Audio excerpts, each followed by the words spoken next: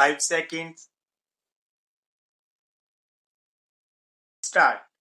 In the first place, so far as this resolution is concerned, it has been worded in such a way that it is likely to lead to results other than desirable, and he has put in certain expressions which call for very strong remarks.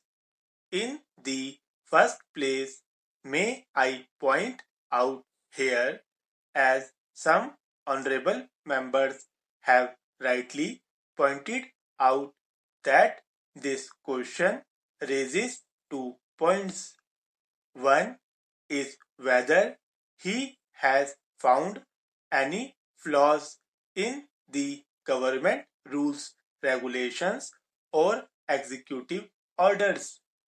Now, all these orders are before Parliament. We have got the Government Servants Conduct Rules. We have got rules relating to disciplinary matters.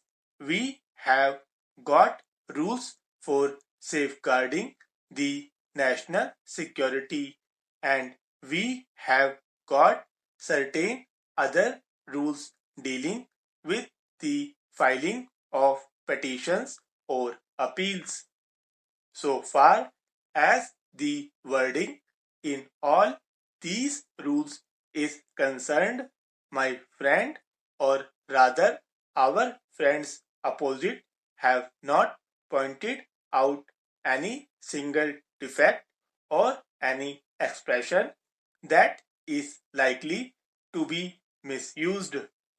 Under the circumstances, sir, I fail to see any necessity for scrutinizing all these rules because they have stood the test of time, and the omission by my honorable friends to point out any particular defect or any expressions of a sweeping nature is itself some evidence to show that the wording of these rules, regulations, and executive orders is proper, is unexceptionable. I shall deal with this aspect later on again.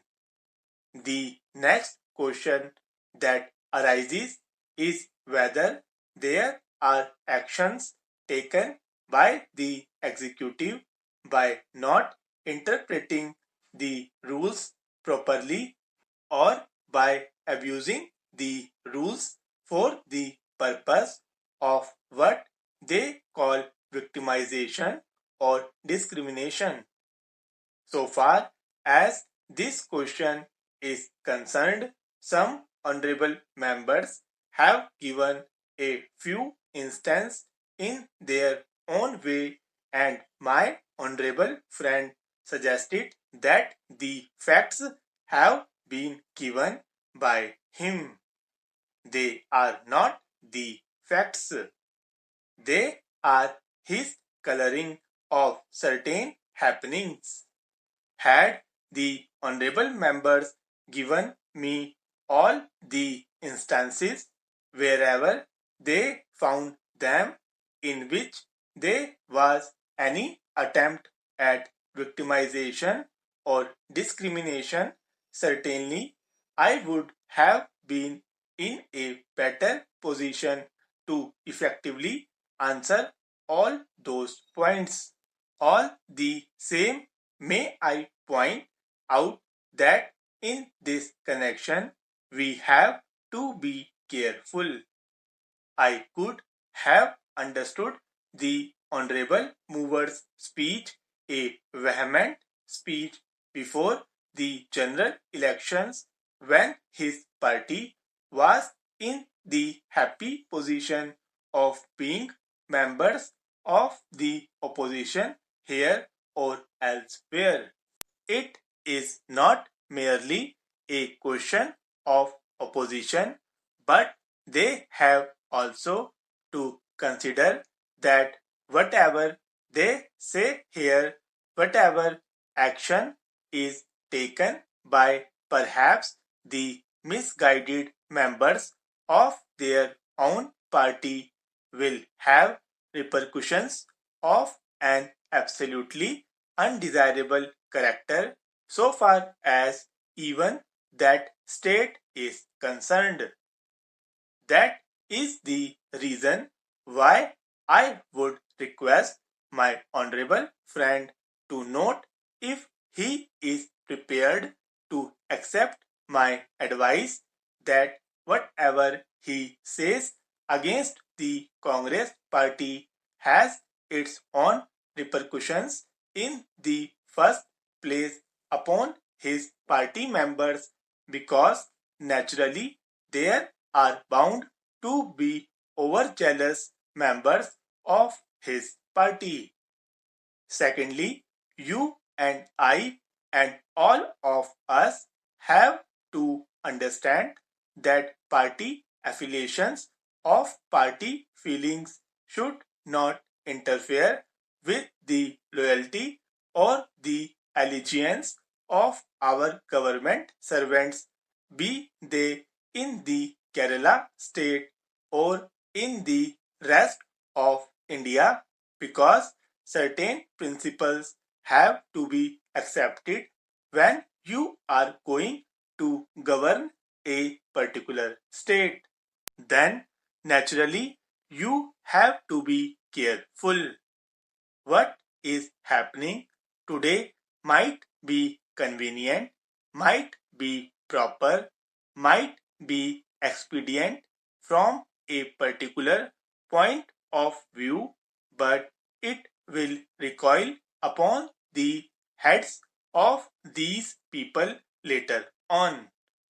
That is the reason why party considerations have to be kept entirely apart from considerations of administrations.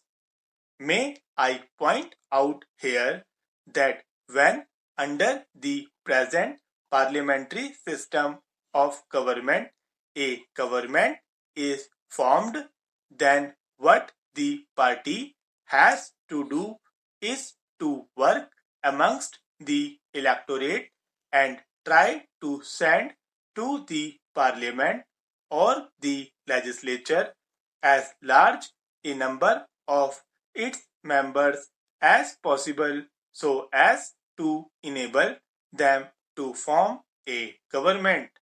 That is one function of the party.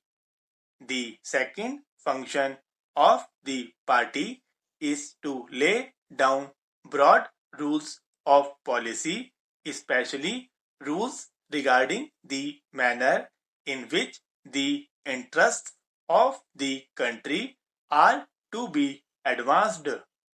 So, after a government has been formed by the majority of the members, the government naturally, wherever it is to whichever party that particular ministry or cabinet or government belongs, has to take the interests of all the people into account.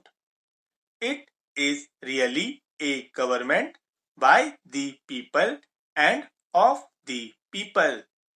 Under the circumstances, we should not at the administration level bring in party considerations at all. I know, sir, that there are certain countries where this party affiliation goes even up to the administration level, and to be an anti-party man is an offense against the administration. That is not our case. Here, though we have certain parties, the moment a government is formed, all the people in the land are entitled to the various amenities